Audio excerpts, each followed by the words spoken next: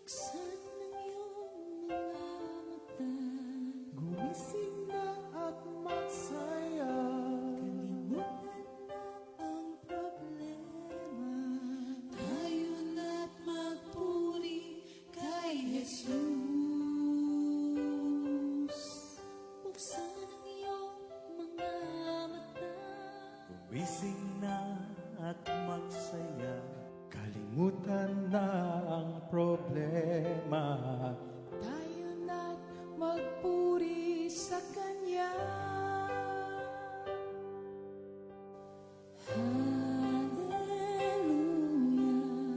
Hallelujah, Hallelujah.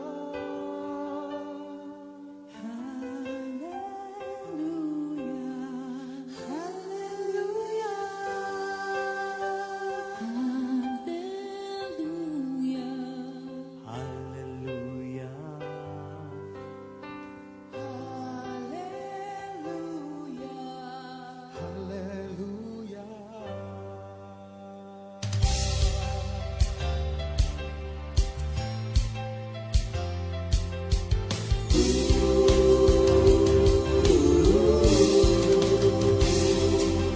Buksan ang iyong mga mata, gumising na at magsaya.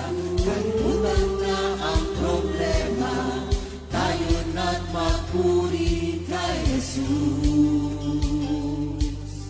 Buksan ang iyong mga mata, gumising na at magsaya. Kalimutan na ang problema, tayo na't magpuri sa Kanya. Hallelujah, hallelujah, hallelujah, hallelujah, hallelujah, hallelujah, hallelujah, hallelujah. Buksan ang iyong mga mata, gumising na at magsaya. Kalimutan na ang problema, tayo na't magpuri kay Jesus. Buksan ang iyong mga mata, gumising na at magsaya. Kalimutan na ang problema, tayo na't magpuri sa Kanya. Hallelujah, hallelujah, hallelujah, hallelujah, hallelujah,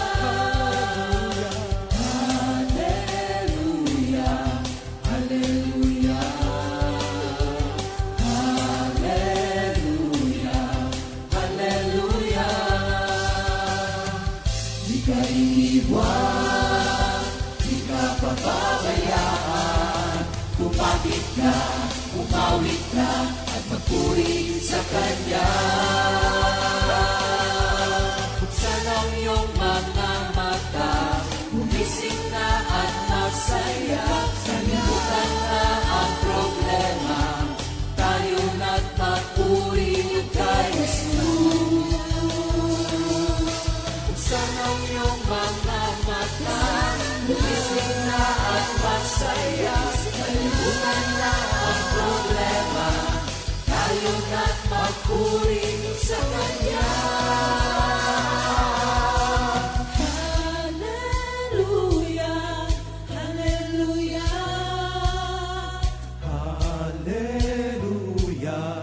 Hallelujah. hallelujah, hallelujah. Hallelujah. Hallelujah. Sa iyong mga mata, gumising na at magsaya. Kalimutan na ang problema, tayo na't magpuri.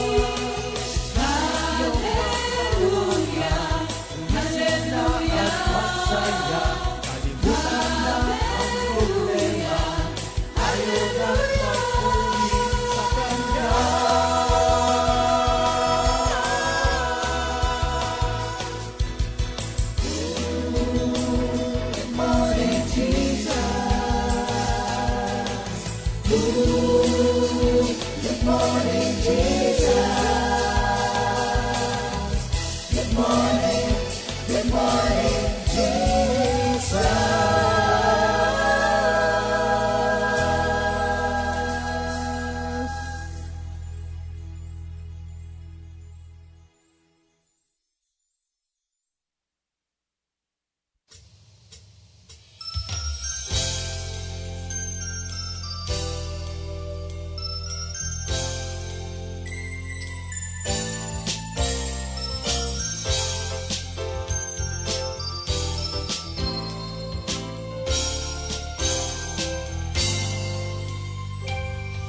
buhay kong ito, aking gugunitain mga ginawa mo para sa akin. Wala na akong hahanapin pa, pagkat sa'yo natagpuan ang tunay na ligaya. Sa buhay kong ito, aking gugunitain mga salita mo, nagpapalakas sa'kin. Wala na akong hahanapin pa, pagkat sa'yo natagpuan ang tunay na ligaya. O Jesus, kay buti mo, ikaw ang kumikilos sa buhay ko. O Jesus, kay buti mo, sa lahat ng taong nagtitiwala sa'yo. Ano man ang aking kalagayan, kailanman di mo ko pinabayaan. Hindi ko lilimutin ang iyong kabutihan, mananatili sa'yo magpakailan pa man. O Jesus, kay buti mo, ikaw ang kumikilos sa buhay ko. O Jesus, kay buti mo, sa lahat ng taong nagtitiwala sa'yo. Ano man ang aking kalagayan, kailanman di mo ko pinabayaan. Hindi ko lilimutin ang iyong kabutihan, mananatili sa'yo magpakailan pa man. O Jesus, kay buti mo, ikaw ang kumikilos sa buhay ko. O Jesus, kay buti mo, sa lahat ng taong nagtitiwala sa'yo.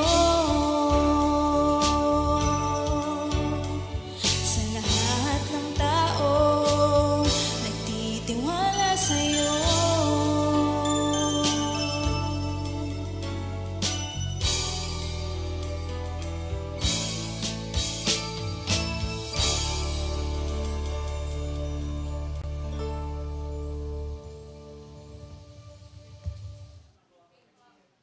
Good morning, Jesus! Morning, Jesus! Morning po sa lahat. Lord. Morning How are po. you there? Yan, thank you, How Lord. are you here? Magandang Thank you, umaga Lord. po. Magandang umaga sa ating lahat, mga kapatid. Narito naman po tayo para ipagpatuloy natin ang ating pag-aaral tungkol doon sa armor of God. Ito ang ating tinukoy na antidote natin sa mga kasalanan na lagi na lamang nasa atin. At most especially, yung mga kasalanan, 7 of that, yung talagang muhing-muhi, kinasusuklaman ng ating Panginoon. But before that, I think we should pray muna. No? Sige po, samahan nyo kami sa panalangin. O aming Diyos, tunay na ikaw ay dakila. Paulit-ulit po namin sinasabi, ang aming pasasalamat sa paggamit mo po sa amin, especially sa aming tatlo ni Minister Ali, ni Brother Enol, sa oras na ito, upang maging bahagi ng pangangaral, pag-aaral at pagsasabuhay ng banal mong salita, and more particularly sa armor of God. Salamat po. Muli po niyong pinalam sa amin na ang buhay na ito ay continuous struggle, more spiritually, dahil it is a warfare. Salamat din po at agad ay sinabi mo sa amin, huwag kaming matakot, huwag kaming mangamba dahil ikaw ay kasama namin, hindi mo kami pinababayaan. Ang reality of life, ito na po kami inarmasan mo, kami dapat ay maging matibay. Thank you, Father God, sa lahat ng ito. And again, Father, nawa po'y maging kalugod-lugod sa iyo ang bawat salitang iyong maririnig, pati po ang laman ng aming puso. At nawa po'y tanging pangalan lamang ni Jesus ang aming maitaas, all for your glory. Come, Holy Spirit, we need you. In Jesus' name, Amen. Amen. Thank you, Lord. We have the memory verse for the week. The memory verse of the week, Philippians 4, verse 7. And the peace of God, which surpasses all understanding, will guard your hearts and your minds in Christ Jesus. Sa Tagalog naman po mga kapatid, mga taga-Pilipos, chapter 4, verse 7, at ang kapayapaan ng Diyos na hindi kayang maunawaan ng tao ang siyang mag-iingat sa inyong puso at pag-iisip dahil sa inyong pakikipag-isa kay Kristo Jesus. Thank you, Lord. Kapayapaan ng Diyos ni Jesus. So, Pilipos 4:7. Again, are you ready? Inyo pong kuhanin ang mga Bible, ang inyong mga notebooks, panulat. Lately, talaga napakahalaga po na Bible ang ating tunay na reference. Okay naman ang mga cellphone at lahat na. Kaya lamang, hindi tayo makapaggawa nung dati nating ginagawa. Nag-highlight tayo, ini-emphasize natin yung mga importanteng bagay. Kaya mga kapatid, buksan po natin ang ating Bible doon sa Efeso 6:16-19. Pero bago po ang lahat, tayo ay umawit para po muli the peace of Christ to really the heart.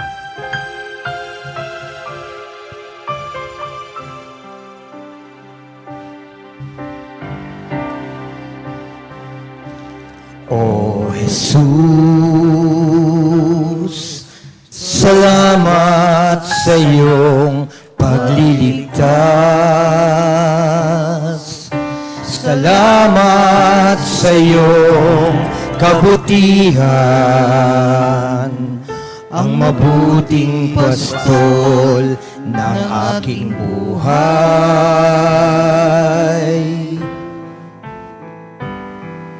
Pinahimlay ako sa mainam na pastulan. O Jesus, ikaw ang aking gabay, patnubay sa aking daraanan, tugon sa aking dalangin.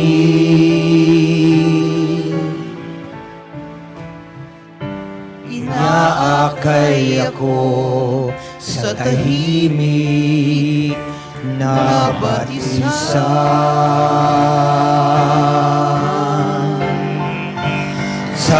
Sasambahin kita, Panginoon,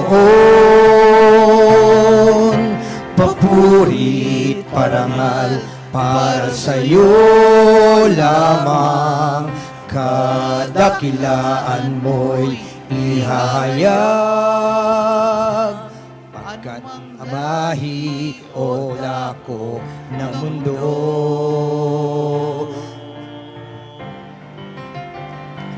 Sasambahin kita, Panginoon, papurit parangal para sa iyo lamang, kadakilaan mo'y ihahayag, pagkat ikaw ang aming Diyos. Pagkat ikaw ang aming Diyos.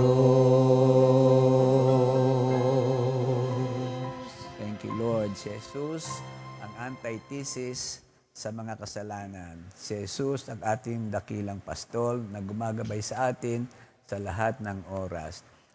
Minister, pakibasa natin yung ating lesson for today. Po, ito po ay babasahin ko po sa New King James Version, Ephesians 6, verses 16 to 18. Above all, taking the shield of faith, with which you will be able to quench all the fiery darts of the wicked one, and take the helmet of salvation and the sword of the Spirit, which is the word of God, praying always with all prayer and supplication in the Spirit, being watchful to this end with all perseverance and supplication for all the saints.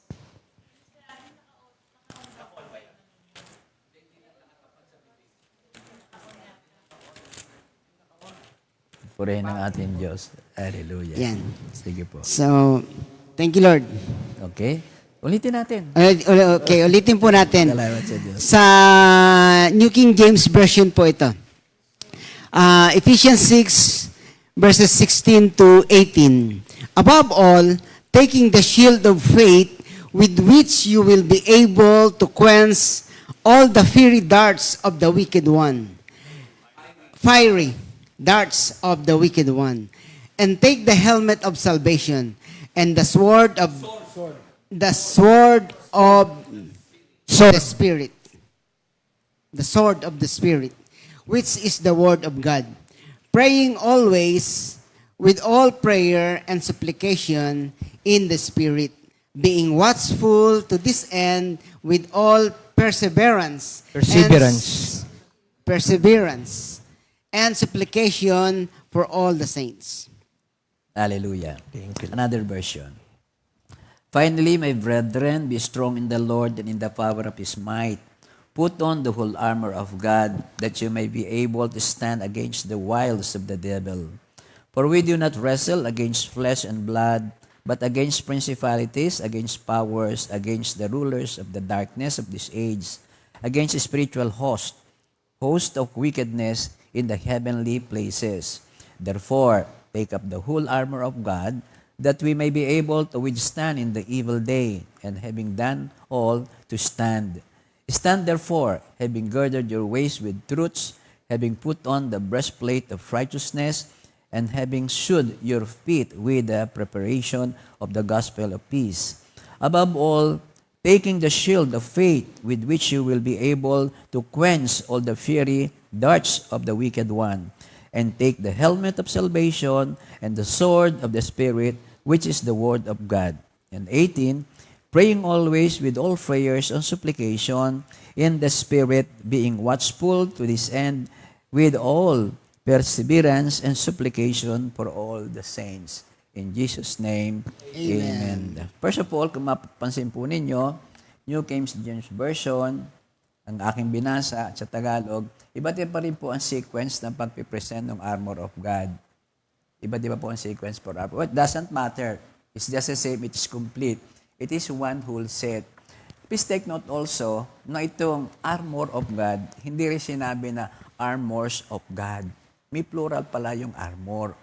So, nakita lang natin ito dahil ibig lang natin sabihin na with reference to the fruit of the Holy Spirit, isang bunch din lamang. Hindi nyo sinabing the fruits of the Holy Spirit. Meaning to say, all of this was given to us, is given to us as a set. Hindi isa-isa, hindi dalawa-dalawa. At ang paggamit natin dito, dapat is as a whole. Wala kang iiwanan, wala kang pipiliin upang tayo ay maging matibay. First lesson. So again, in summary, ito nga pong armor of God is the antidote doon sa seven sins that God hates. At all other sins. Ano ba yung mga God hates most na mga kasalanan? Arrogant or haughty eyes, the lying tongue, hands that shed innocent blood, a heart that devises wicked scheme, feet that are quick to rush into evil, false witness who force out lies, a man who stirs up dissension among brothers. In other words, pag itatapat natin ito do sa ating binasa sa armor of God, ito nga yung the belt of truth. Belt of truth, it holds everything. It is the band. It must all be based on the truth. It is all based about Jesus Christ. The breastplate of righteousness. Breastplate, it protects our heart. And from the heart comes the word of our mouth. So, yun po mga physical na representation ng antidoting na ito. The shoes of the gospel of peace, yung ating paa na dati tayo dinadala lamang sa paggawa ng kasalanan, ngayon dinadala na tayo nito dahil naroon na ang ating desire to preach the gospel of peace, the gospel of peace of our Lord Jesus Christ. Yung shield of faith, hawak ng ating kamay, na normally, ang kamay na yan, ang hawak-hawak ay wala, manakit, pumatay ng mga inosente. So, representatively, yun ang ating kailangan. And again, itong ating lesson for today will include this one. It will protect practically every part of our body and every part of our faith. The helmet of salvation, it covers the head. And physically speaking, it protects the eyes, it protects the mouth, it protects even the ears na hindi natin ginagamit. We don't have any control on this.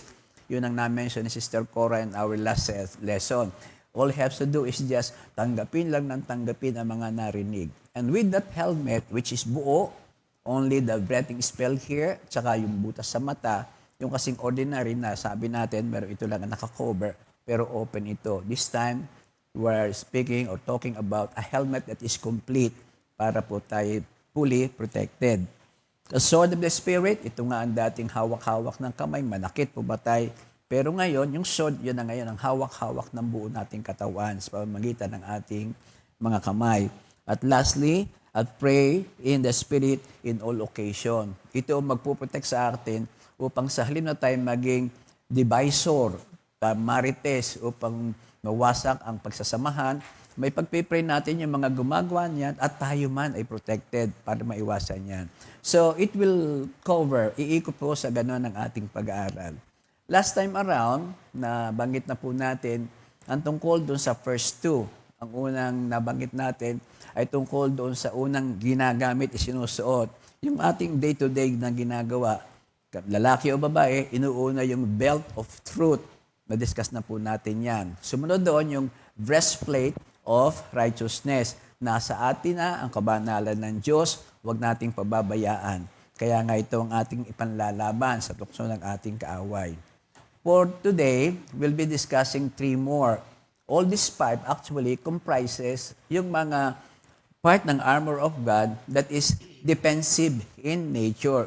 To defend, not actually to attack. Yun ay talagang tayo pag-alagaan.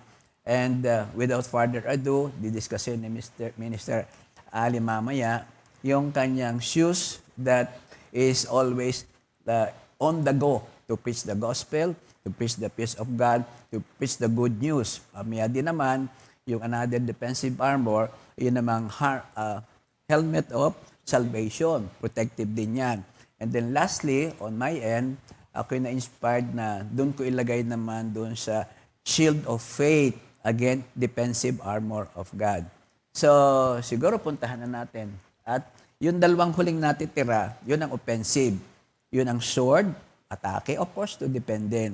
At ang pangalawa, yung prayer, yun ang ating offense, lusog sa kalaban. Parang gano'n, ano? So, Minister, can we go now do sa UP?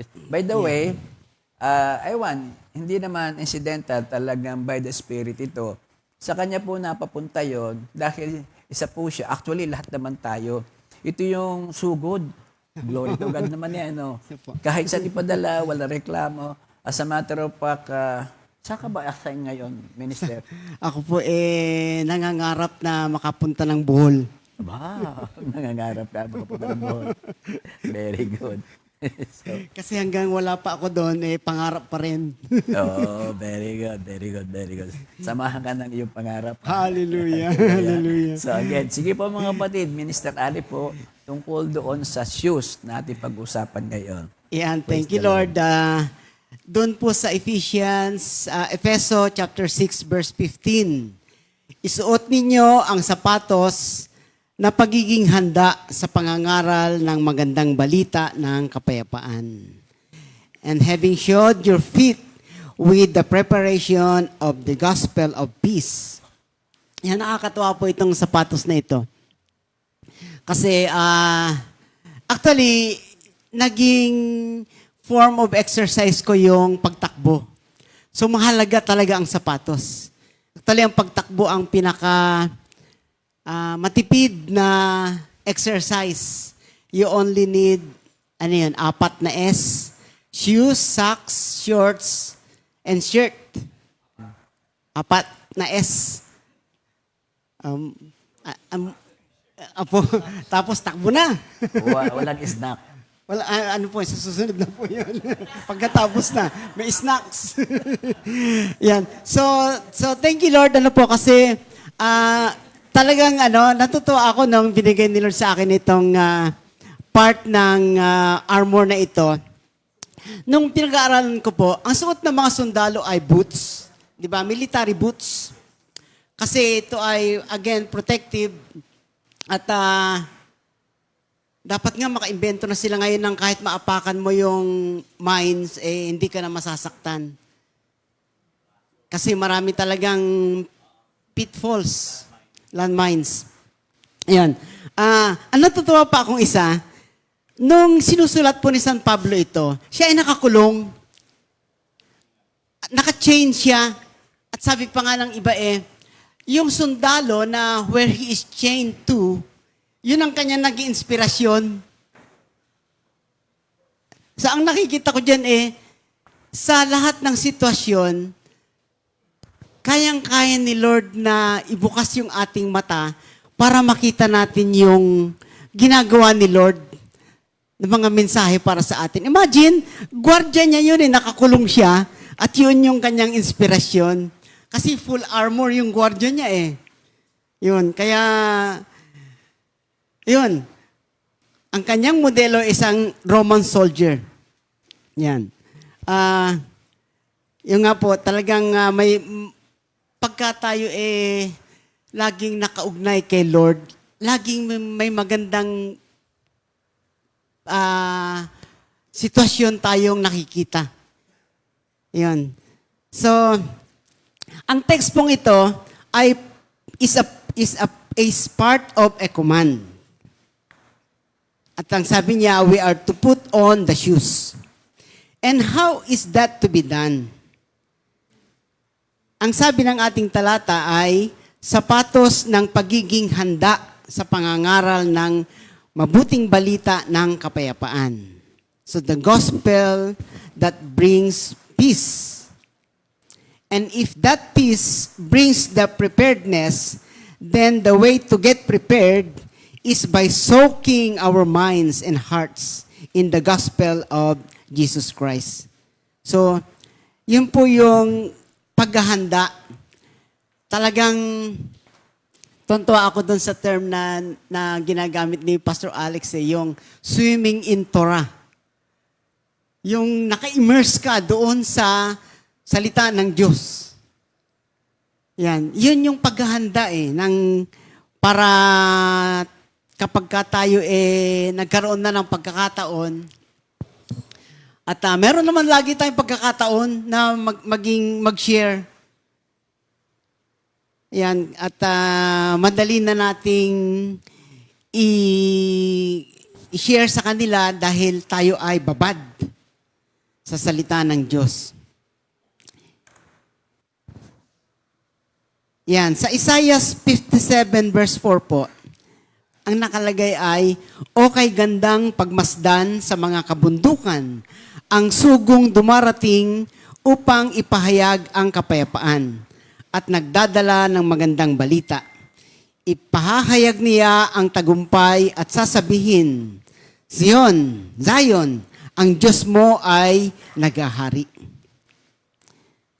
Yan, sa English po is, how beautiful upon the mountains are the feet of those who brings good news, who proclaims peace, who brings glad tidings of good things, who proclaims salvation, who says to Zion, God reigns.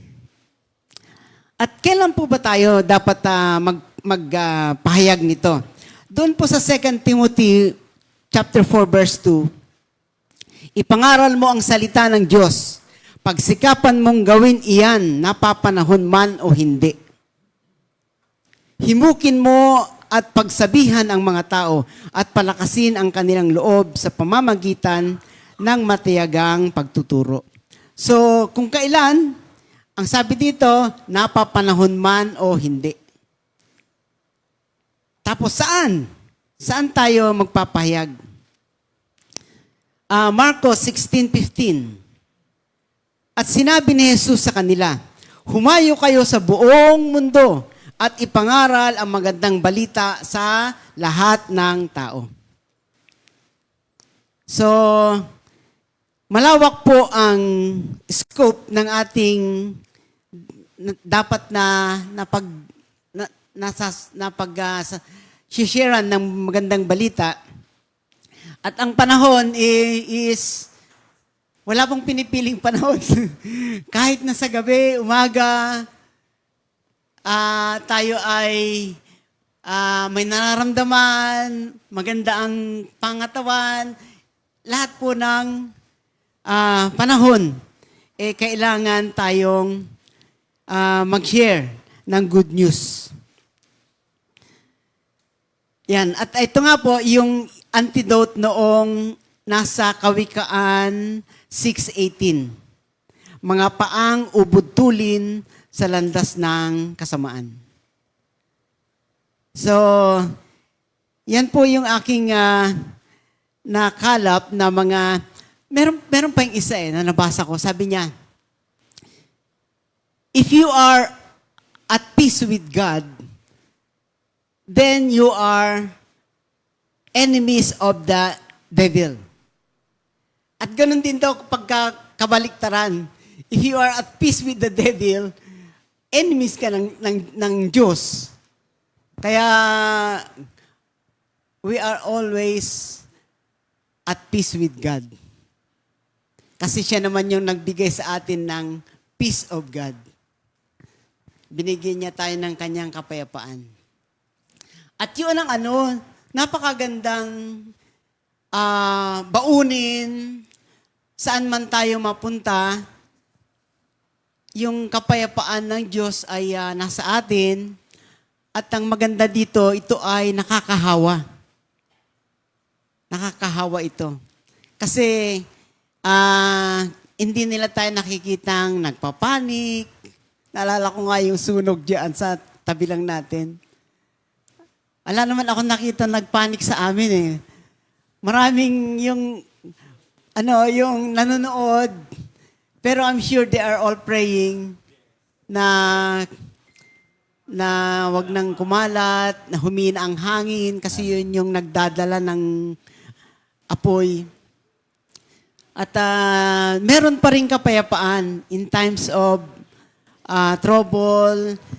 Maging nga sa aming pagkukulang meron kaming kapayapaan. Kasi dumadating din yung times na, naubusan ka ng ganito, ganyan. Ang laging nagbibigay ng kapayapaan sa aming lahat God will always provide. Amen. At hindi siya nalilate ng pagbibigay. Amen. So, thank you Lord. So, Lagi nating... Minister, parang sabi mo, laging ready. Opo. So, nariyan yung ikaw ay nag-aaral, isinasabuhay, yun yung readiness din So, it is everywhere, anywhere, at any time of the day. And most especially, right now. Parang ganda yung sabihin Opo. Yung pagpunta sa sunog, nagmamadali ba kayong pumunta roon para...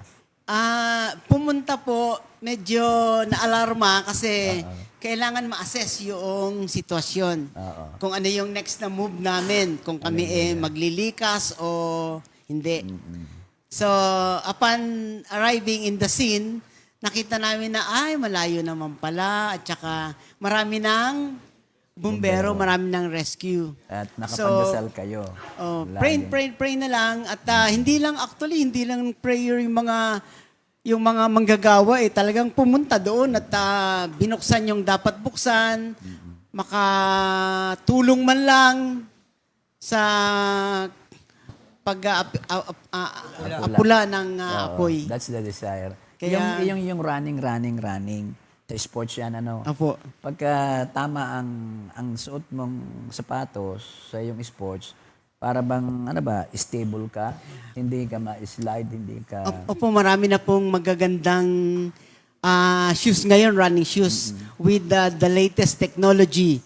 Naka-synchronize na po ang mga sapatos sa kanilang cellphone, even yung sa relo, na nabibilang niya na yung steps mo, pati yung bigat ng ground strike ay masasabi niyang, wag masyadong mabigat, gaangan mo, wag masyadong malalaking stride, mapapagod ka. Napakaganda po ng technology na ngayon So with regards to sa running. ating spirituality, yun ang ating spirit. Na Opo. huwag pa kabilis-bilisan, huwag pa daga-dagasay na. Merong sports na somehow related din dito sa ating pinag-aaralan pagdating doon sa shoes. Kasi yung naulit mo, yung shoes nila noon ay parang boots. Opo. Oo, meron namang pandigma ng shoes nila ay talagang made of balat. Pagkatapos ay ang sole niya, ang kanyang talampakan, ano yun, parang may spikes, ano? Yun nga ba yun? Opo, minsan po metal eh. Metal na spike, Opo. Kasi it's either slippery or rocky yung kanilang digmaan. Kaya yung tayo na yun, dapat standing still ka. Kaya yung golf, ganun yun. Merong spike siya, kaya Opo. dapat ikaw ay Opo. steady na ganyan. At that steadiness is yung daw yung spike na yan, yung kaalaman mo sa salita ng Diyos, hindi yung pahapyaw lang. Anchor, nagiging Yun ang anchor mo. At talagang matutumba ka pagka hindi mo talaga alam yung iyong sinasabi at hindi mo na ipasamuhay. Ayun pala yun, ano? Kaya Opo. pala ikaw ay napakasipag mag-4S at napakasipag din humayo, ano? Glory to God. Ano pa, Pastor, Minister? So, thank you Lord. Actually, nung binabasa ko pa ito, yung mga sundalo pala noon, kailangan talaga ang well-built. Kasi mano-mano noon eh. Talagang physically oo. Kailangan mabigat ka at para kasi dagsaan eh. Dagsaan yung dating. At kapag ka ikaw nakatayo ng maayos, naka-anchor ang iyong mga paa sa lupa, hindi ka basta-bastang natutumba. Kasi karamihan yung shield nila, talagang inaharang ganon, nagiging pader yun eh. Nagiging pader. Tapos dadating yung kaaway na talagang bubungguin yung para pasukin. Kapag hindi ka naka-anchor, hindi maayos ang iyong mga paa, madaling matumba. So, defensive talaga yung Kaya yung shoes kailangan mo. po, na andun yun ang pinakapundasyon eh. Yung bang sapatos, pwede rin offensive armor. Ay, opo, pwede. Pag wala ka ng armas, yun na lang natin tira. Atakbo. Takbo. Hindi, hasipa. Asipa. Ay, nako, ang armor of God, by the way. Atakbo, atulin. Atulin. No, pero ha-forward. Forward. Ha-forward lahat. Pag armor of God, laging ha-forward. At may nabasa rin ako yung armor of God, halos sa likod wala. Dito lang sa harapan. Kasi nga, ang purpose nila, wala nga atras. Pag matras ka, yung nasa likod mo, kakampi mo, baka sila pang pumatay sa iyo. Kaya kung hatakbo, hatulin, pero forward. So hasipa ka. Asipa rin. That become para offensive armor. Ano? Pero seldom. Kasi protected ka na ng buo, like siyempre ng shield of faith. Nako, pamaya, madidiscuss natin yan. Okay. Mr. Ano Thank you, pa? Lord. Ang ganda. Yan, meron po tayong awitin. Okay. Yan. Yan, samahan niyo po kami mga kapatid. Alam na niyo ito. Pastor Tony. Lahat ay humahayo sa malayong dako. Hilangan, silangan, timog, kanluran, lahat hahatiran. Kaming lahat ay humahayo sa malayong dako. Hilaga, silangan, timog, kanluran, lahat hahatiran ng magandang balita. salita ng kaligtasan, salita ng katotohanan, salita ng kasaganahan, kay Kristo matatagpuan. Salita ng kaligtasan, salita ng katotohanan, salita ng kasaganahan, kay Kristo matatagpuan. Thank you, Lord. Hallelujah. Sama-sama tayo, sama-sama tayo, sama-sama tayo, maghahatid ng salita ni Kristo. Amen. Thank you, Hallelujah. Lord. So, yun po ang una sa, actually, yan ang pangatlo sa defensive armor of God. Ngayon naman, yung pang-apat ay tungkol naman sa, practically, yun talaga susunod doon. Yung tungkol doon sa helmet of salvation. Yung helmet, iano mo yun, kung may sapatos na, may breastplate ka na, meron ka ng belt, at yung huling ang sinabi ay, yun na, shoes. So, andun tayo sa truth, belt, dito sa breastplate, pagkatapos ay shoes. Ngayon naman yung pang-apat. Ito nga yung kay Brother Enold na napasign si Lord. Ito yung tungkol doon sa helmet of salvation.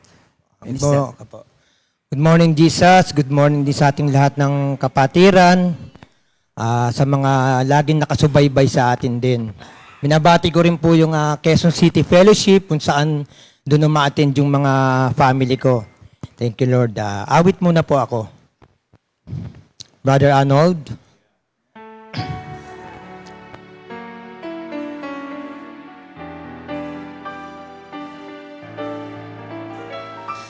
Thy word have I hidden in my heart, that I may not sin against thee, O Lord. Thy word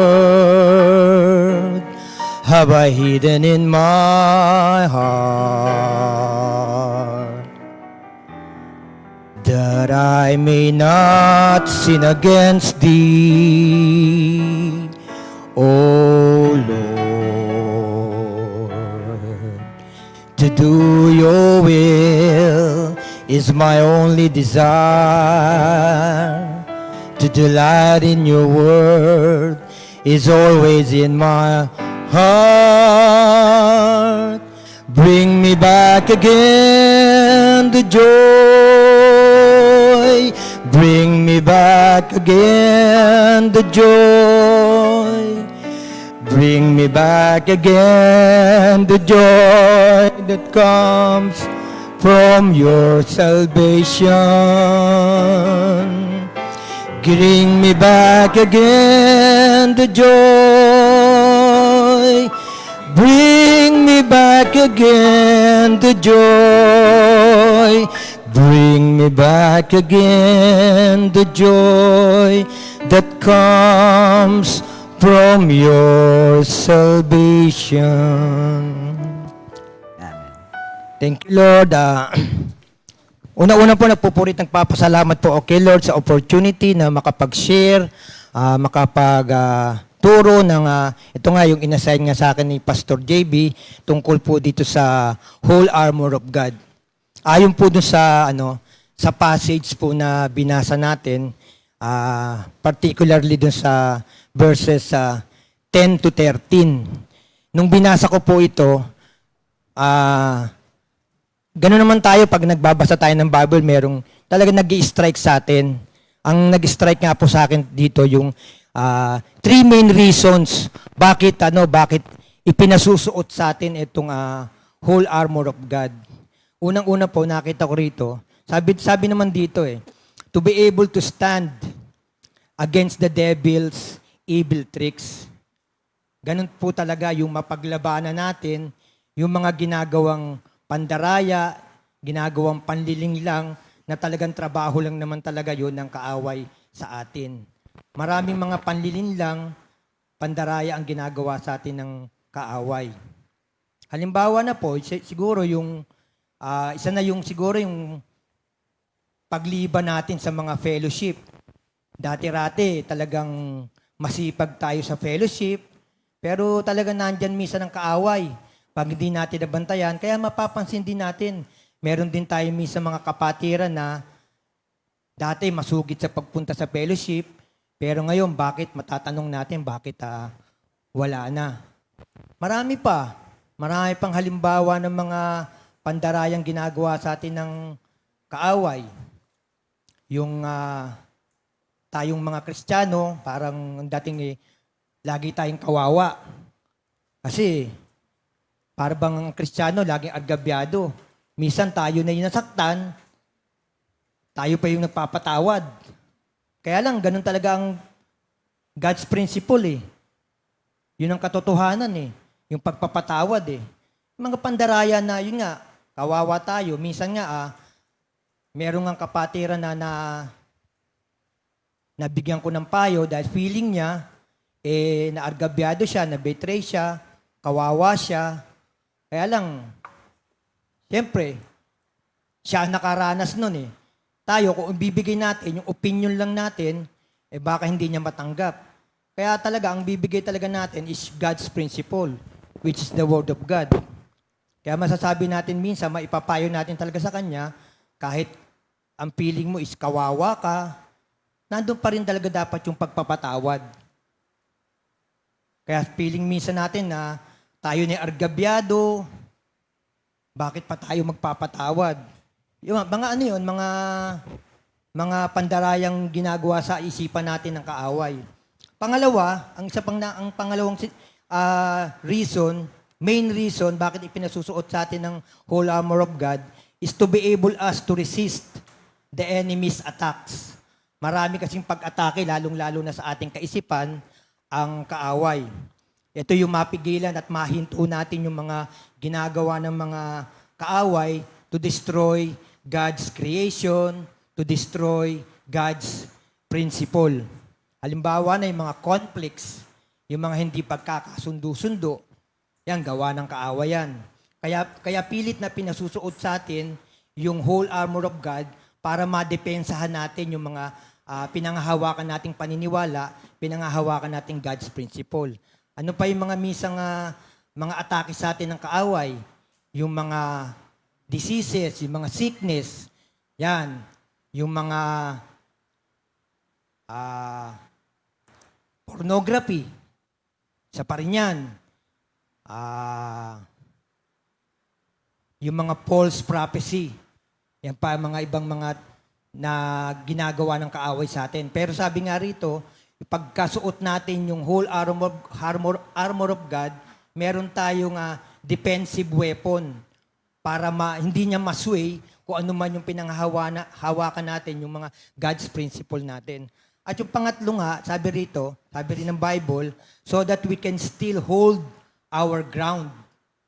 Ito yung paghawak natin sa ating paninindigan. Paninindigan natin bilang Kristiyano that Jesus is our Lord and Savior, that the Bible, yung ating guidance, yun ang God's principle. Na talagang yun ang magiging depensa natin para sa mga binabato ng kaaway sa ating kaisipan.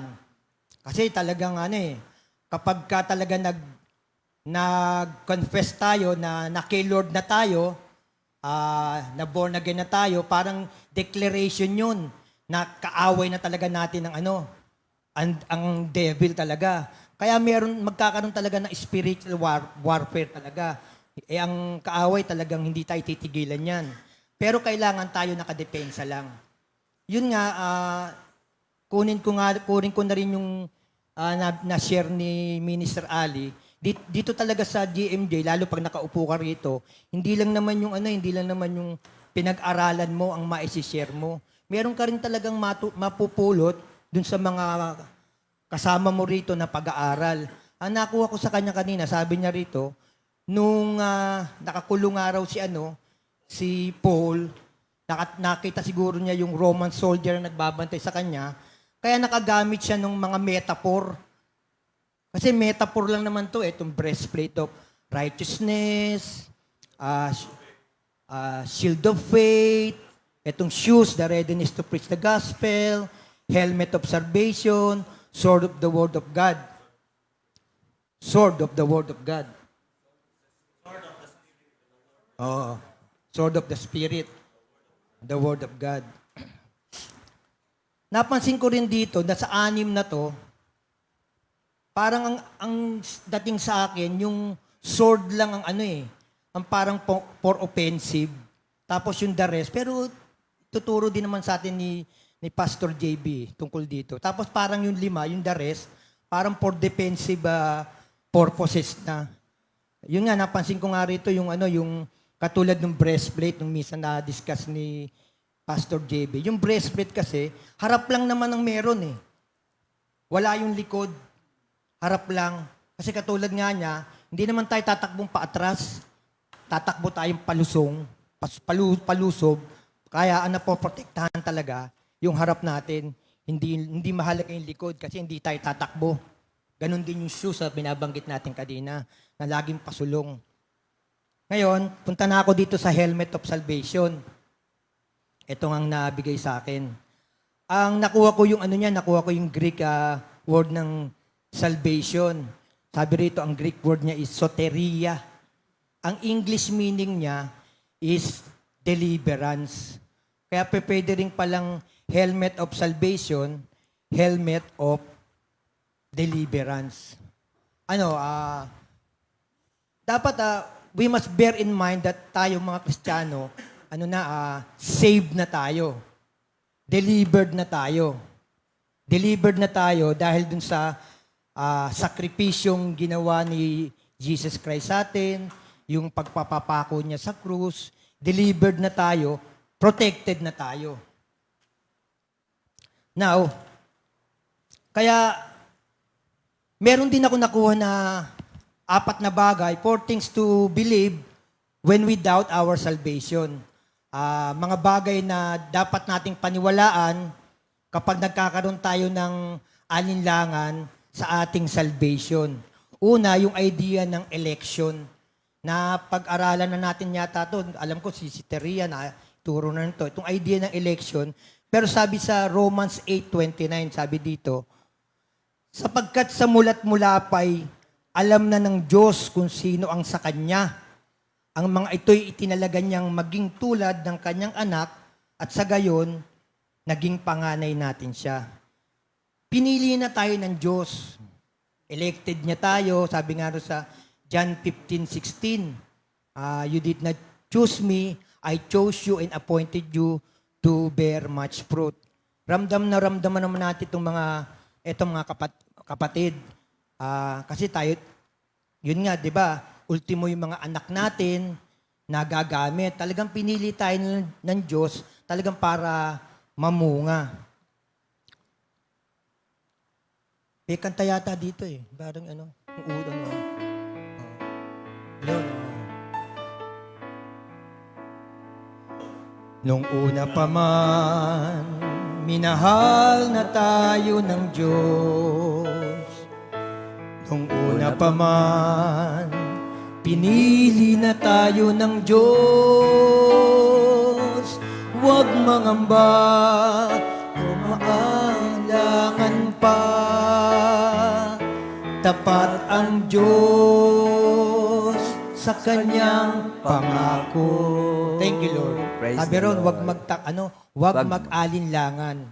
Kasi nga talagang pangahawakan natin yung mga bagay na to na tayo elected na ni Lord. Talagang pinili niya tayo, pinili sa karamihan. Ang pangalawa na dapat natin paniwalaan kapag nagkakaroon tayo ng doubt sa ating salvation, etong justification. Sabi sa Romans 5:8-9, but God has shown us how much He loves us. It was while we were still sinners that Christ died for us. By His blood, we are now put right with God, and how much more then will we be saved by Him from God's anger. Mga kapatid, imputed na sa atin or credited na sa atin yung righteousness ni Lord na napagtagumpayan niya noon pa, 2,000 years ago.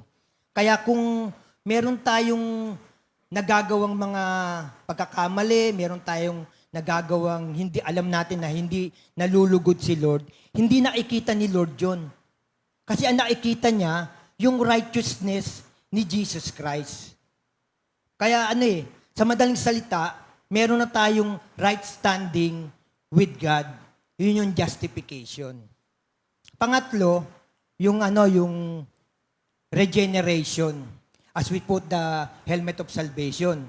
Sa 2 Corinthians 5:17, alam natin to, anyone who is joined to Christ is a new being. The old has gone and the new has come. Nung na-save tayo, nagkaroon na din tayo ng new nature na ibinigay sa atin. Kasama na yung Holy Spirit na ang gawain ay yung i-convict tayo. I-remind tayo dun sa mga pagkakamali natin.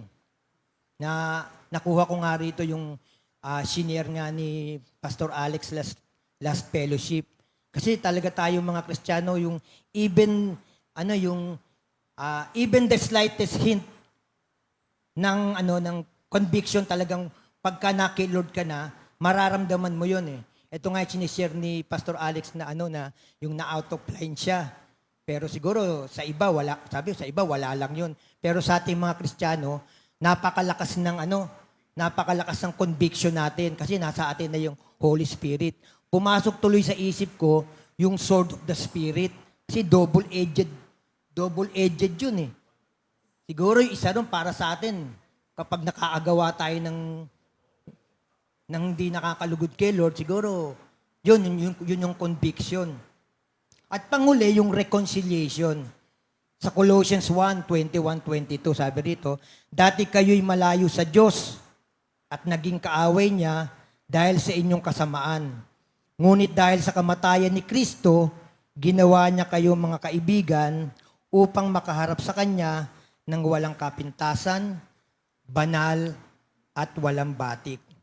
Sa salitang ito, wala na tayong pag-aalinlangan na galit ba sa akin si Lord? Hindi ba ako nakakalugod sa Kanya? Ang tanging maiisip natin dito ay yung reconciliation na laging kakampi natin si Lord. Amen. So, bago ko meron kasi akong napanood na sharing ng dalawang celebrity. Yung isa, alcoholic. Yung isa naman, drug dependent. Yung alcoholic, 4 na beses na siyang pabalik-balik sa rehab. Ito namang drug dependent, 6 na pabalik-balik sa rehab. Ngayon, sabi nga nung alcoholic, yung unang rehab niya, paglabas niya, balik agad siya dun sa pagiging alcoholic niya. Ganun, sinasang-ayunan din naman nung drug dependent na isang rehab niya, paglabas niya, balik uli siya. Kasi sabi niya, parang kapag may nagkaroon ako ng problema, pag nagkaroon ako ng naiinis ako, ganun. Nagre-resort siya agad dun sa alcohol, nagre-resort sa Pero sabi nga rito nung alcoholic, pero nung nagkaroon siya ng conversion, naging Christian siya, dun niya nalaman yung mga word of God. Yung nga yung pandepensa natin. Parang siguro, helmet of salvation, nabalutan na yung kaisipan niya ng God's principle. Kaya lang etong drug dependent, parang hindi pa yata siya nako-convert. Kaya yun nga, parang pinag-pray niya na sana makilala rin ng drug dependent yung ginawa ng alcoholic na napunta kay Lord. Kaya tayong mga nandito na sa ganitong gawain, kung halimbawang meron pa rin tayong mga issues sa buhay, meron pa rin tayong issues sa yung pagiging magagalitin natin, wear the helmet of salvation. Kapag meron pa rin tayong issue sa gossip, siguro, wear the helmet of salvation para maprotektahan yung dila natin. Kung meron pa rin tayong mga issue sa buhay na talagang laging wear ang helmet of salvation kasi ang kaaway, sabi nga is like a roaring lion, always ready to devour. talagang nakabantay lang para siluin tayo. Kaya dapat lagi tayong protektado, lagi tayong nakadepensa para wag na tayong mabalik pa dun sa dating buhay natin. Amen. Thank you. Ay, thank you, Lord. Thank you, Lord. So again, ang helmet of salvation, figuratively speaking, covers the whole of our head. This is where we are protected. Sa spiritual naman, sabi natin palagi, ang labanan ay sa isip. Lagi kang, tutoksohin ng kaaway. Hindi ka anak ng Diyos. Meron bang anak ng Diyos na ganyan? Ikaw ay makasalanan. Ba't mo ginawa yan? Kung ikaw'y nag-aral, di sinsanay meron ka ng dangal. Kanta yata yun. So, again, of all the armor, ang helmet of salvation ay made of, there is a hinge. Kung makikita nyo sa picture, yun yung nabubuka. Tapos, inilalagay dito. Tapos, magkuklose na ganyan. This is the only armor na pinoprotektahan pati likod. Not only the front side natin. And this is the protection against the trick of the kaaway regarding your past. Regarding sa nakaraan mong pagkakamali, kasalanan, ginawa mong para bang hindi ka mapapatawad. Tingnan mo ang nangyari doon, na bilanggo dahil dyan. So yun ang helmet of salvation. Ikaw ay ligtas na, wala nang makakaagaw sa iyo. Kaya kung ano man ang tukso ng kaaway, ipaglaban mo na rin yung, huwag mo sasayangin ang ginawa ni Kristo. Masasayang mo ang buhay mo, pero ang ginawa ni Kristo, huwag mong sasayangin. Kaya nga, always be reminded na ang lahat ng ito ay, tayo ay panlangit. Ayaw lang ni Kristo na tayo mabuhay dito sa lupa na parang tayo ay nasa impyerno. Kaya ilalahanin lang natin, lahat ng yan. Ang gusto ni Lord ay yung pag ginawa niya, that is permanent, irrevocable. Kaya gawin mo na lamang na kung may mali ka, balikan mo yung ating mga napag-aralan. Balik ka kay Kristo. Peace with God, peace of God, and for Christ. So again, mga kapatid, break muna tayo. Ano? May peace na ba tayo? Wala pa, ano? Oh, peace be with you. Peace with you. Bati tayo, maraming may birthday, ha? Para naman na ma-break din tayo. Yan. Thank you, Lord. Today is February 27, 2024. And happy birthday to our sister Mana Nuke. Brother Alec Labung, Brother Ronald Lapak. Sister Rosita Espino, and Yan. Happy anniversary. happy anniversary to Brother Jojo and Sister Bebot Perez ng ating Project 4. Okay, ulit po, happy birthday kina Sister Sister Mana, Manan. Brother Alec Okay, Labung, yes. Brother Ronald Lapak, Yes. Sister Rosita Espino, and happy anniversary to Brother Jojo and Sister Bebot Perez. Yes, thank you, Lord.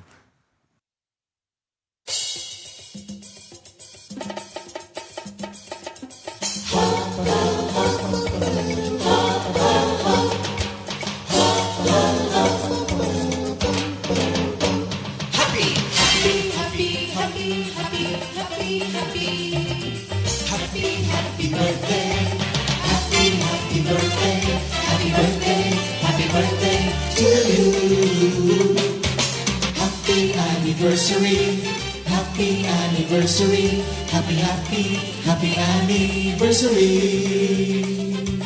Happy anniversary! May the good Lord doesn't leave you, may the Lord's light shine upon you. Happy anniversary to you. Happy, happy birthday to you.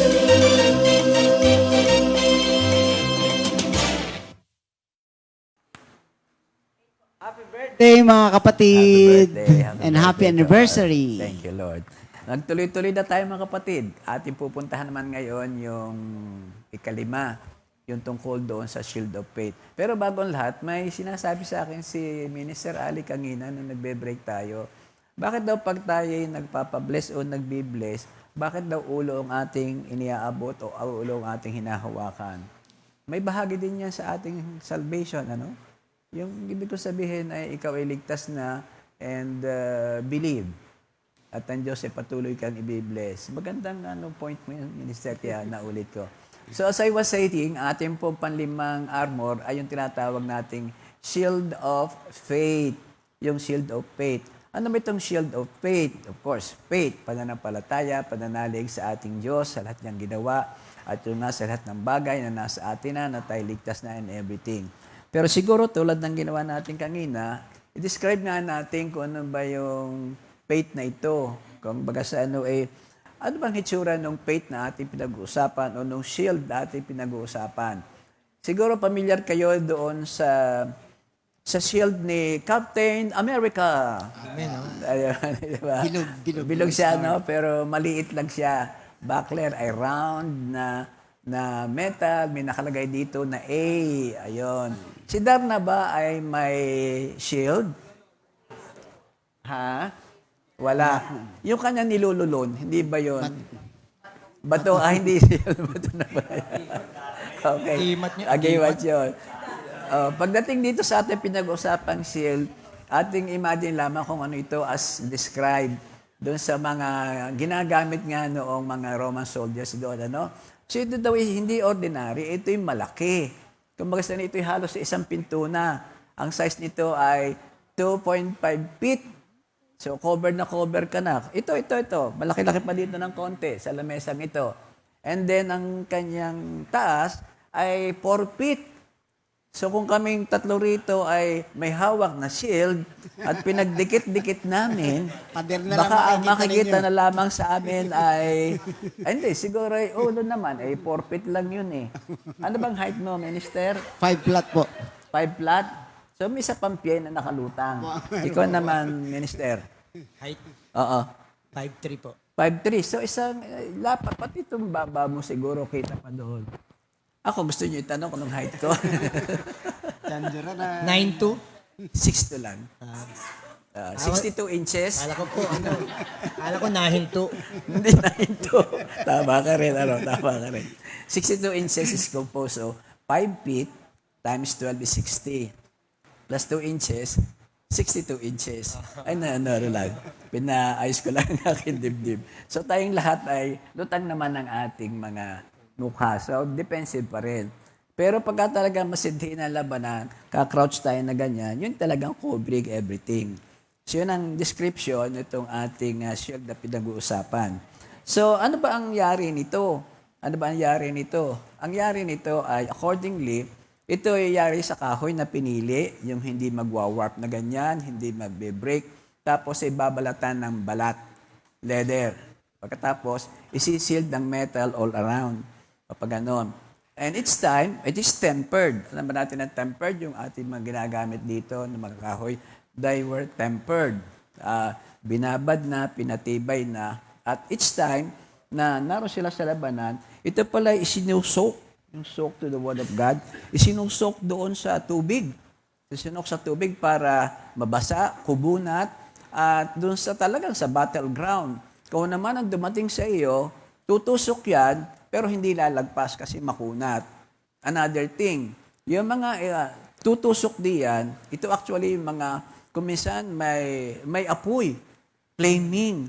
Kuminsan nasabog pa nga so galing sa apoy, ipapana dyan. Pag tumusok dito, kung hindi yung basa, masusunod pati yung plate na yan.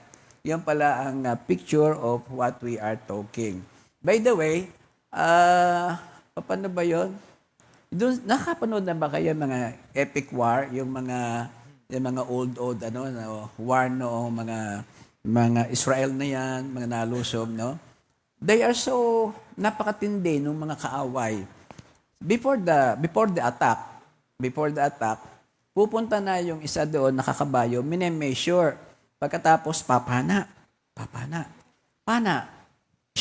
Hanggang saan yung pinakamalayong mararating ng pana? Pinakamalayong mararating ng pana. Mamarkahan nila ngayon yun. So, paglusob ng kaaway, ito lang, reverse tayo, ang nalusob parang tayo.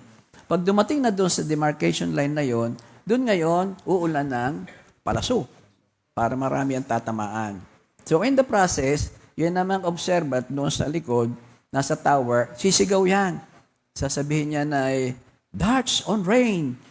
Andiyan na ang mga dart. Kitang-kita kahit gabi kasi may flame. So over and above doon sa wall, pinagdidikit-dikit nila yan By the way, it's beveled. Beveled, ibig sabihin, pwedeng pagdikit-dikitin na ganyan. Pagka confrontate, parang TNG, tongue and groove. Kaya lang mahirap itang and groove pagka naka-fire ka Dapat ito siya beveled lang, para pinagdikit mo na ganan, halos is solid, horizontally. So pag ang kaway is dapana is practically horizontal, may defense kayo. Or kapag ka espada lang, sibat-sibat lang, may wall ka. Pero kapag ka rain of dart, yun ay ginagamit din na roofing. Nakaroop na ganyan. So ang tibay-tibay. Yun ang sinasabi sa atin. Yung ating lahat na pangangailangan, yun nakadrawing. Yung ating shield of faith ay nandoon. Meron daw itong dalawang function. Akala natin isa lang ang function ng shield as in shield ng mga sundalo. Una, really, it's protection. Chug, ganon. Pwede rin pala itong offensive. Pag wala ka na talagang armas, di siya mo nang ipanghambalos na ganon. Pero no, don't do that. Because you are secured. Just defend. Parang papaganan, no? Over and above doon sa protection, ito daw ay para bang it's a badge of honor. Ano bang ibig sabihin ng badge of honor? It is our identity. Kanilang identity. Naalala ko ba yung mga crusader? Nakakita ka naman ng mga crusader sa movie? Yung mga crusader na yan ang makita mo yung kanilang mga shield, either may cross. Sister Nene, may marka yan. Yan. Crusader kami, pinili kami, Knights of kami, ganun. Meron naman ang makamarka, yung bang parang dragon na nakatayo, na parang lion. Yun ang badge. So, ibig sabihin, ipagmamalaki mo na ikaw ay meron yan. Kaya nga halos ito'y katabi na sa pagtulog ng mga sundalo na yan. Linis, may gera o wala. May gera o wala. Napaka-importante niyan. Yung ating faith ay dapat nating huwag kaliligtaan, ito'y ating iingatan. Bagamat ito ay lagi ng mabubuo at mabubuo dahil yan ang gusto ng ating Panginoon. Meron nga isang kwento akong nabasa tungkol doon sa mga Spartan. Ano bang Spartan? Sino ba mga Spartan warriors? Mga Romans sila na talagang tinitrain para panggera. Panggera. Spartans. Spartacus. The Spartacus, parang ganun. Okay. Hindi ko alam kung ito yung mga Romans o mga kalaban ng Romano. Siguro ang katulad dito yung mga Gideons. They fight to the last breath nila. Merong parang isang kwento, parable. Sabi nung ina doon sa kanyang Spartan na son, anak, tatandaan mo ito. Huwag na huwag kang aatras. Huwag na huwag mong bibitiwan ang iyong kalasag. Talagang ipagtatanggol mo, mananalo kayo. Pag iyong binitiwan ng iyong kalasag, tiyak na ikaw ay dadalhin dito, sakay ka sa iyong kalasag. Yun na mismo ang bibit-bit sa iyo. Patay ka na pag pinabayaan mo. Ginagawang stretcher na. Oo, ginagawa stretcher na yon. Yun din ang ating pananampalataya. Huwag na huwag nating pababayaan yung ating pananampalataya. It is both for our protection and it is our badge of honor. Tayo ligtas na, manalig tayo dyan. Ang mga taong nananampalataya, ano ba nagagawa ng pananampalataya? You cannot serve God without faith. Yun ang isa dun Kaya kinakailangan ito'y lagi nating isa sa buhay, aangkinin, sapagkat dyan tayo nakasalalay. Lahat ay nagsisimula din sa pananampalataya. So, ang makikita pa rin natin dito mga kapatid ay itong shield of faith na ito ay sa maraming pagkakataon, para bagang, ano ba yung faith? By definition, Is to be sure of the things we have for, to be certain of the things we cannot see. We cannot see. So it is faith and not by sight. Pero kalimitan, ang ating application dito is kumbaga sa sabi ang mga mananampalataya daw ay may ganitong katangian. Humawa ka man ng ahas, hindi ka makainom ka man ng lason, hindi ka tingnan nyo to, inumin ko to. Delikado ka dan. That is blind faith. Blind faith yun. Talagang mamamatay ka dyan. I don't believe na ililigtas ka ng iyong faith sa ganong pamamaraan. You are committing suicide. So, ang faith actually, it is defined by each object. It's not whatever you look like, you look at it, but it is the object of the faith. The object of the faith is the faith giver. Who is Jesus Christ? Dapat doon tayo dependent kay Jesus Christ. Hindi yung false faith na, ay sabi, di gagawin ko to, lusob. Parang ganon. No. Dapat ikaw ay dependent kay Jesus Christ. The object of faith is God Himself and the promises of His Word, and especially His Son, the Lord Jesus Christ, as is revealed in the Gospel. So, faith derives its strength from its object, and it's a solid strength. It's a solid object who is our rock, our salvation, our Jesus Christ. Again, when we talk of faith, we are not talking about blind faith, we are not talking of anything else, but it involves the whole soul, yung buo nating kaluluwa, which include yung ating mind, heart, affections, and the will. Yun ang ating pananampalataya kay Kristo lamang, pero buo ito. Wala kang ititira kahit isa tungkol sa ating soul. Doon nga sana pag-aralan, ang sabi nung may sabi nito, I forgot, mamaya maalala ko siguro. 3 bagay ang involved pag pinag-usapan natin ay faith. Una sa lahat, you must have the knowledge. Pagkatapos the assent. Pagkatapos yung trust. Ano ba yung knowledge? It corresponds with the mind. Faith knows something. So it's not blind following. You must know something. And this is the Word of God.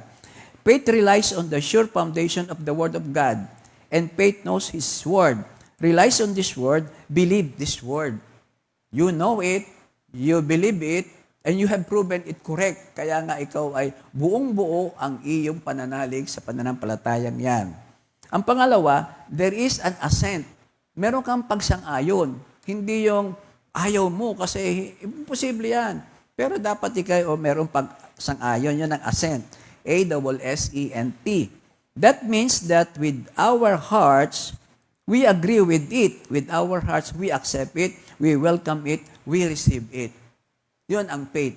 We believe, we accept, we welcome it, and joyfully we receive it, and we want to show the world that we have this faith.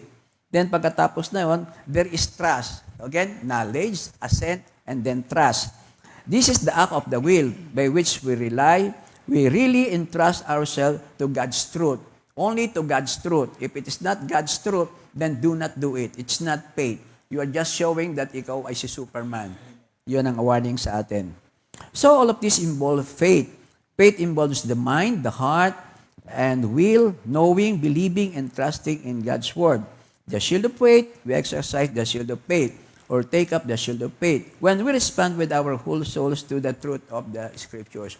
All of this soul being that we have. So, paano mga ba tayo napoproteksyonan ng shield na ito?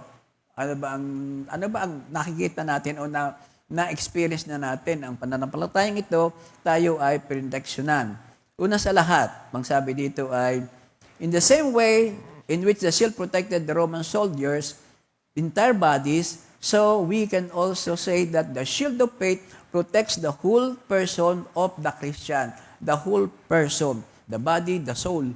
Protektado tayo ng faith na yan. Faith is the exercise of the mind, the heart, and the will, but faith also is the protection. It is the exercise, but at the same time, it is the protection. Exercise is our response. Protection is the continuing grace of God sa atin. Beyond ang ating faith. If you want to protect your mind, you protect your mind with the shield of faith. You protect your heart with the shield of faith. You protect your affections, your desires, your conscience with the shield of faith. And you protect your will, which you might think in terms of the feet, the legs that move us into battle. That faith will protect our shoes, our desire to go on and preach the gospel. That will protect also our helmet, our whole being, anything coming from the mind. Your eyes, your decision, everything, the temptation, but your faith remains the same. I just believe in Jesus Christ. No more lawless. Parang ang ating position ay ganon. So again, mga kapatid, in application dito, ang sabi dito, it protects the other pieces of the armor as well. Anong ibig sabihin pa noon? So here comes the shield, here comes the shoes, the breastplate, the belt, everything. It protects all other thing. Sabi nga natin, pag tayo tatlo naka-shield na ganyan, Hindi na kayang lagpasan ang breastplate eh. Hindi na kayang putulin ang belt. Hindi na kayang tama ng sapatos, no? At kung tayo ngay mag-crouch pa ang ating helmet, ganun din. Sa spiritual aspect of life, ganun din. Faith will protect everything. Everything, because it's also God-given. Manalig ka sa sinasabi ko sa iyo, you are already saved. Doon na tayo pupunta. And without that 100% believing, talagang ang tukso ng kaway ay magiging malakas pa sa atin.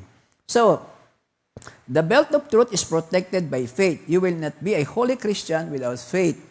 You remember how the apostle says in Acts 26, sanctified by faith. You will never be a peaceful Christian without faith. Faith also enhances yung sanctification act of the Holy Spirit. If you don't believe in the Holy Spirit, so how can He sanctify you? Talagang yung pananampalataya, pananalig ay doon. The shoes of readiness of the gospel of peace. How is it that we get peace? How do we get this readiness? How do we get this peace in mind and heart? It is through our faith.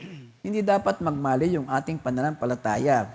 Peace of conscience, peace with God, we obtain through Jesus Christ's blood. We get it through faith. Romans 15:13. Ang sabi dito ay, Romans 15:13. Nawa ang Diyos na nagbibigay sa atin ng pag-asa, ang siya magbigay sa inyo ng buong kagalakan at kapayapaan dahil sa inyong pananampalataya sa Kanya para patuloy na lumago ang inyong pag-asa sa pamamagitan ng banal na Espiritu. May the God of hope fill you with joy, all joy and peace in believing, so that by the power of the Holy Spirit, you may abound in hope. Isaiah 26 verse 3, binibigyan mo ng lubos na kapayapaan ang mga may matatag na paninindigan at sa nagtitiwala. You will keep him in perfect peace, whose mind is stayed on you, because we trust in you. Because we trust in you. So, very essential ang faith. Physically, the shield of faith, very essential sa whole armor of God. In our spiritual being, this is very, very important, very, very essential than other pieces of our relation with our God. Faith is essential to every other aspect of the Christian life, and of course, this is essential for salvation. Sa Ephesians 2:8, sapagat dahil sa kagandahang loob ng Diyos, kayo ay naligtas sa pamagitan ng pananampalataya, at kayo ay naligtas kaligsatang iso'y kaloob ng Diyos at hindi sa pamamagitan ng sarili. Hindi tubungan na inyong mga gawa, kaya wala dapat ipagmalaki ang sinuman. So, the faith is the only appropriate response to the Word of God. The sword of the Spirit is wielded with the hand of faith. Faith is armor for your armor. Faith is essential to the Christian life. Sins that God hates, the things that what this hand is doing, ito'y pumamatay ng mga walang kasalanan. Nananakit. Pero sabi dito, this time, your hand should hold your faith. And later on, it should hold the Word of God. Yun ang gamit ng kamay. Metaphor ano? Oo, pero yun talaga ang kailangan natin. So again, mga kapatid, yun ang dapat natin gawin. So faith is absolutely essential. It protects us from the flaming darts of the evil one. Yun ang focus actually ng ating passage. Yung flaming darts, flaming arrows, ano? So napag-usapan na natin ito, talagang yan ay it's either na pag tumama sa shield o sa anumang bagay, saka pa lang sasabog. Pero meron talaga ito na ando na, may apoy na, talagang apoy na kaagad yan. Parang missile. Yung ating modern warfare ngayon, ang ginagamit ng missile, they are the same. And no amount of shield, whether it is metal or what, can contradict that. Thank you, of course, meron tayo mga, ano ba tawag doon, pagsambot dyan? Patriots. The Patriots, meron modern pa dyan eh. Shield of Ayun. dome. That's the covering, the whole of everything. Pero merong na-invento ang ang mga Israelita, ilan mga missile yan, pag pinuntahan yan, doon na sila magpuputukan. That's the same as our faith. But more than that, yung ating faith, walang kahalulip yun. So again, this pertains to yung mga wickedness, yung mga pagtukos sa atin ng kaaway. We are under attack. The weapon with which the evil one and his sword attack, the weapon are called the flaming arrows of flaming dart. Ito talaga yung mga temptation na binibigay sa atin. The words that used here could refer to the short arrow or that would maybe a shoot from a bow. So again, arrow, maliit na dart, ganon sa ating mga native warriors. And it could also be sibat. Yung confrontation nito, face-to-face nito, sibat, spear. Yun din ang ating shield. Yun din ang direktang atake sa atin ng kaaway. Immediately in your front, nandun ang atake ng kaaway. Upang ikaw mag-isip, nandyan na nga yung salvation. Upang ikaw ay umatras, nandyan ang word of God. Wala na dapat na maging puwa. Merong pagka-alala, takot, pero that must be for a short period of time lamang. Split second. Be reminded, nandito na sa atin ang lahat nating kailangan upang tayo ay makapamuhay ng at least mapayapa agad. Pero that is only true kung tayo may busog ng salita ng Diyos at yung salita ng Diyos na yon, hindi lang natin nabasa, naipangaral, na isa pamuhay pa. Yun ang pinakamagandang proof yan na isa pamuhay, kaya nga ang faith mo, by hearing and hearing, dagdagan na natin, and doing the Word of God. Yun ang ating magiging napakatibay na kalasag. So, ano ba yung mga equivalent nga nito? Lahat ng temptation, these are the darts, the flaming dart. For specifically, ang common na nangyari sa atin, yung mga flaming arrow of fear.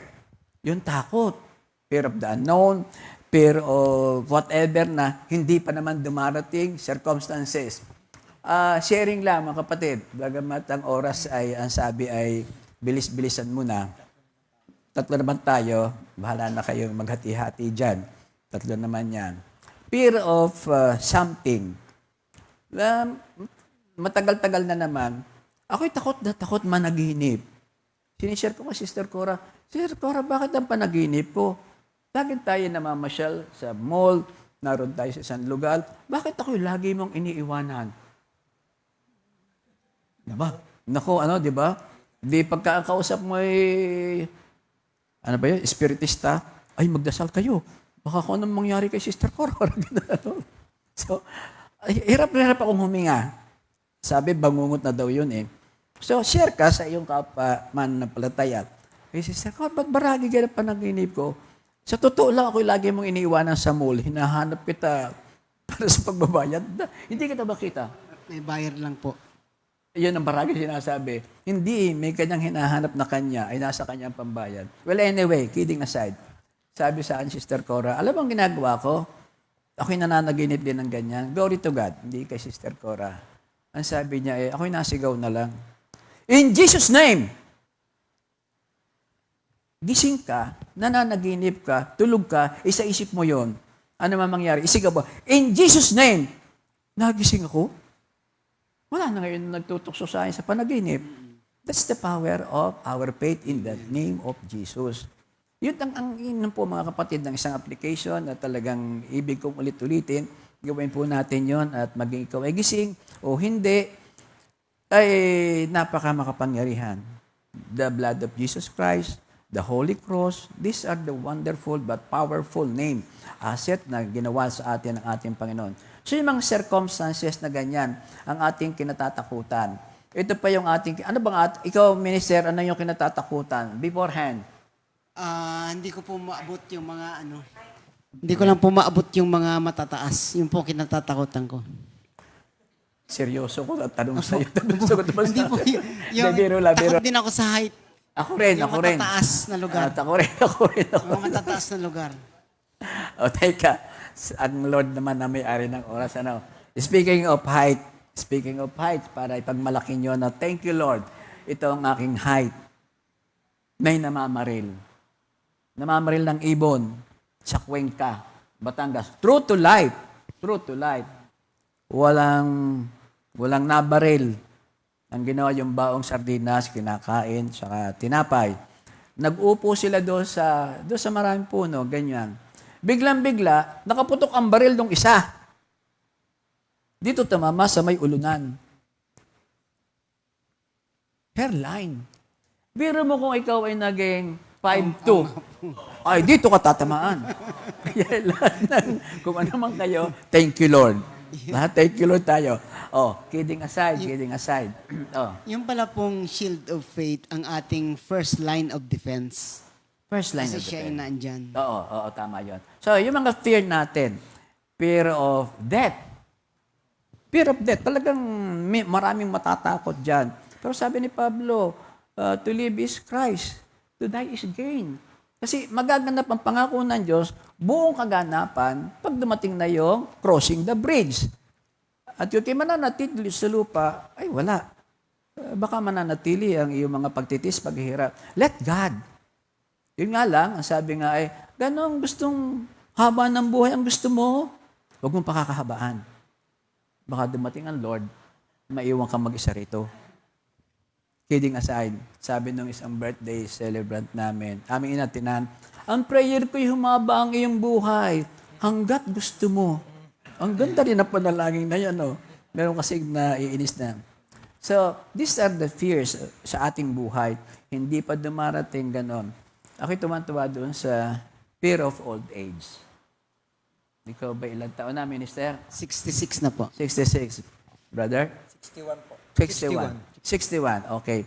Natatakot ba kayo tumanda pa ng kaunti pa o ayaw na ninyo at gusto na ninyo pass your paper? Konti pa. Kaunti pa, okay. Huwag matatakot. May pangako ang Diyos sa Isaiah 46 verse 4. Ayaw, may tugtog na. Yan. Praise the Lord.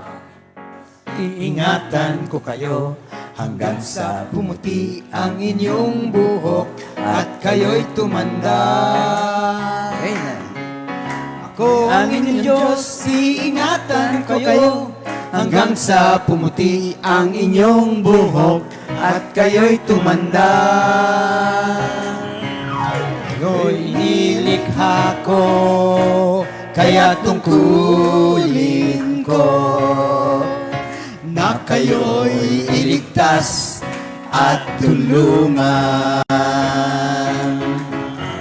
Kayo'y nilikha ko, kaya tungkulin ko na kayo'y iligtas. Na kayo'y iligtas. Na kayo'y iligtas at tulungan.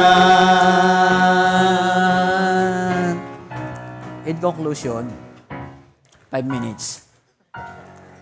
Paano natin ito susuot?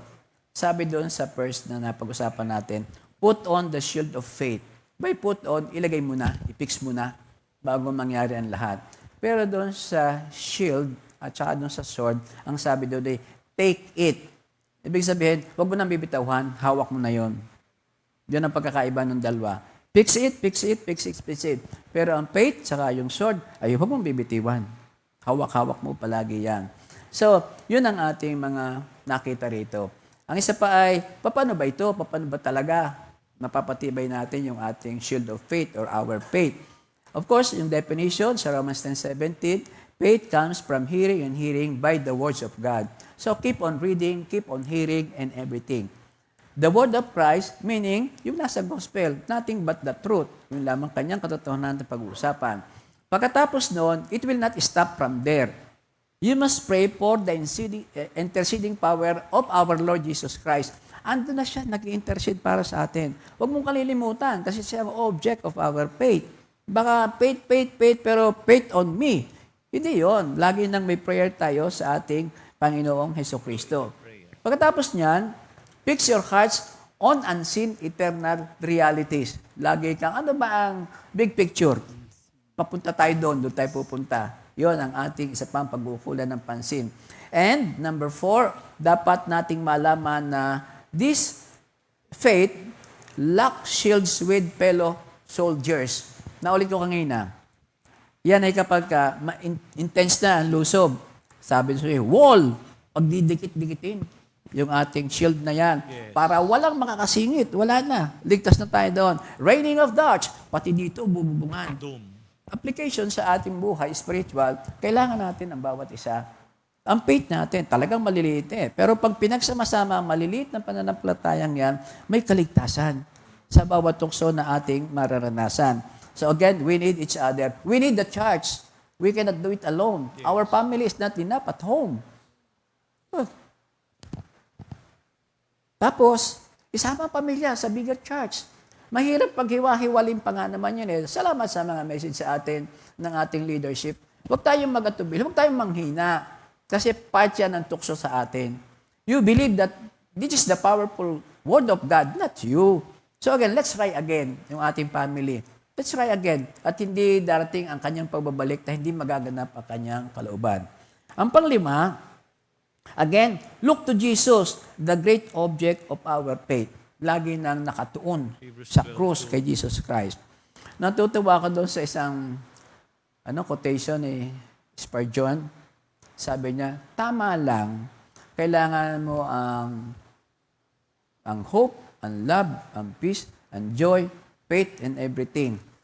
But that is nothing without the giver. So it's all about Jesus Christ. Because He is the giver and the perfecter of our faith. The object, the perfecter of our faith. Amen. So, in closing, I think yung ating song for the week, Sister Jam, by the way, ito, song for the week, Perfecter of Faith. Exacto. Ay, thank you, Lord. Composed by Brother Darwin Dato, arranged by Brother Daniel Cosme, and interpreted by our sister Sara Abanilla. So thank you, Lord, for perfecting our faith. God bless you all. In God bless Jesus' po name. mga kapatid. Amen.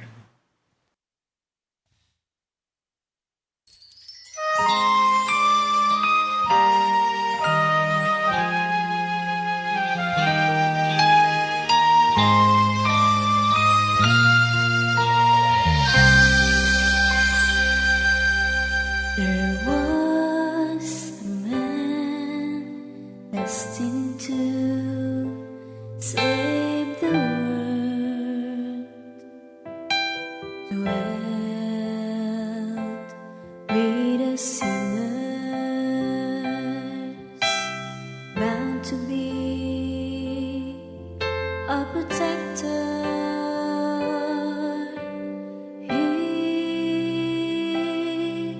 Was scorned, afflicted, and He suffered.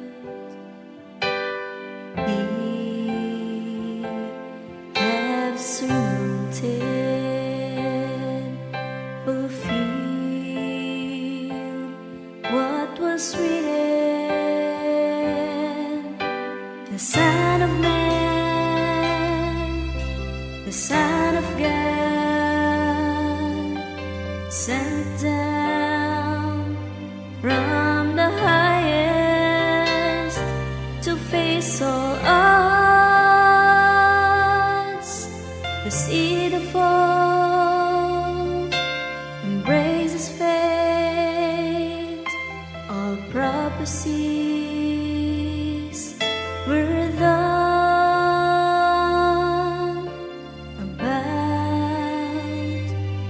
the perfecter of faith.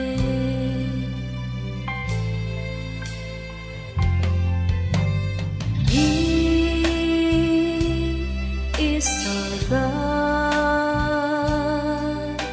the one who lifts us all from the miry pit. His gracious save all men. We believe in Him. He reigns, He oversees and rules over all the earth. Fulfilled what was written. The Son of Man, the Son of God, sent down from the highest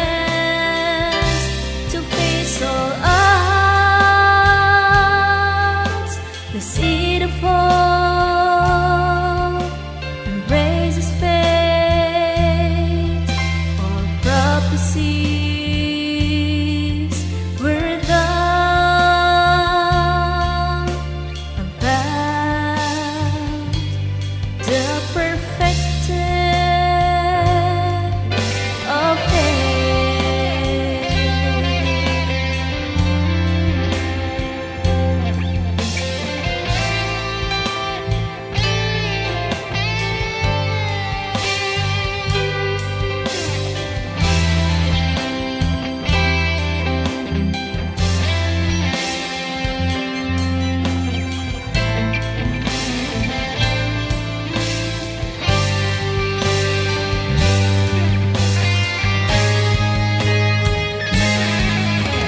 The Son of Man, the Son of God, sent down from the highest to face all odds. The seed of hope and praise His faith. All prophecies were done about the perfected of faith.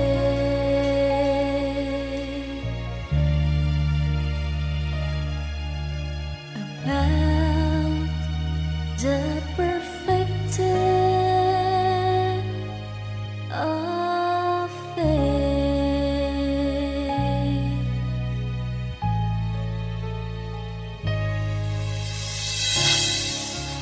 Second Timothy 2:2. Hallelujah. Second Timothy 2:2.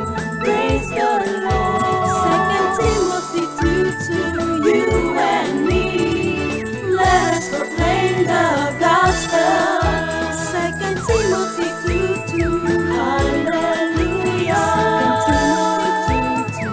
Praise the Lord. Second Timothy 2:2. You and me, let us proclaim the gospel.